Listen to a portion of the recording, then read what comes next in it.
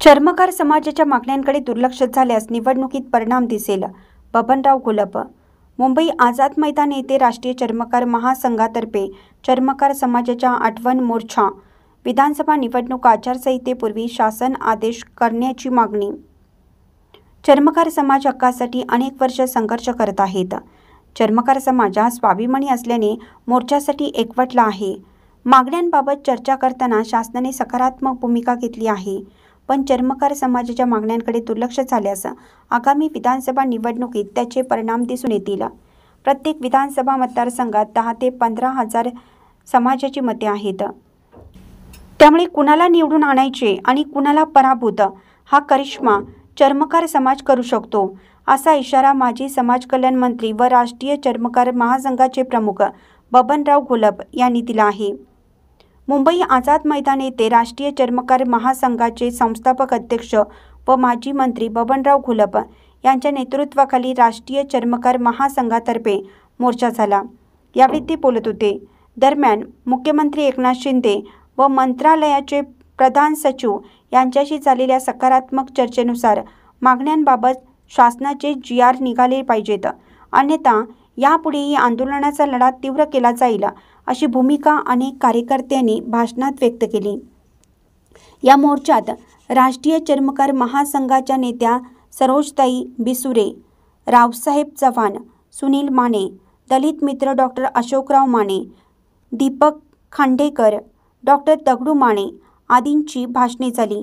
यावेळी मनीषा डोईफोडे, अजित अंकारे, सुखदेव सातपुते, आरती कामटे, शीतल शिंदे, रीना माने, द्रौपदी वाघमारे, विद्यालता शिंदे, मारुती शिंदे, प्रमोद कारंडे, माधवराव गायकवाड, सचिन कमलाकर, उमाकांत डोईफोडे, पंढरीनाथ पवार, स्नेहल आंबेकर, शांताराम कारंडे, संदीप बिरणगे, रावसाहेब भोसले, रोहित कांबळे, राजेंद्र प्रधान आदी उपस्थित होते. दरम्यान माजी मंत्री बबनराव घोलप यांच्यासह शिष्टमंडळाच्या वतीनं मुख्यमंत्री शिंदे यांच्याशी भ्रमणध्वनीवरून तर मंत्रालयाचे प्रधान सचिव यांच्याशी थेट चर्चा करण्यात आली.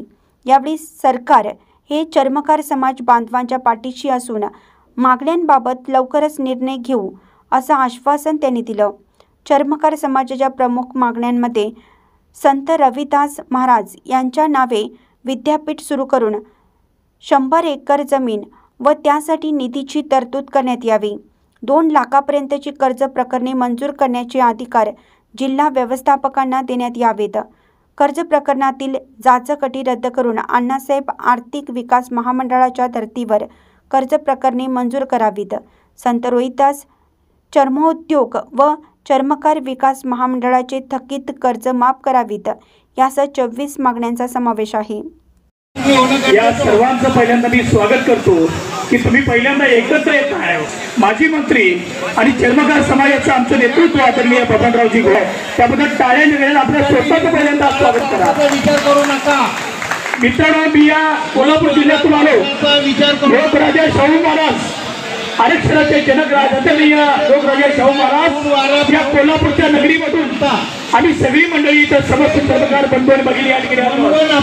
या ठिकाणी कोल्हापूर जिल्ह्याचे जे महिला आघाडी अध्यक्ष आहेत कदम, आपण राज्य सल्लागार रावसाहेब चव्हाण साहेब, पश्चिम महाराष्ट्र अध्यक्ष सुनील माने साहेब, जिल्हा अध्यक्ष सुखदेव सातपुते साहेब, त्याला आम्ही एक चर्मकार समाजाचा एक कार्यकर्ता म्हणून विद्यापीठावरती लोक येत आहेत.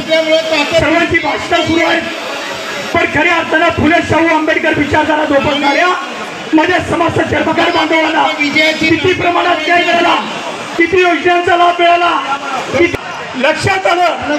त्यावेळेला माझ्या माहितीप्रमाणे मी एक कार्यकर्ता म्हणून त्यांच्या विचाराने जोडलो गेलो आणि आदरणीय बबनरावजी घोलप साहेबांच्या सातत्यानं होणारे मोर्चे असतील, आंदोलन असतील आणि आपल्या समाज बांधवांना न्याय देण्यासाठी ज्या वेळेला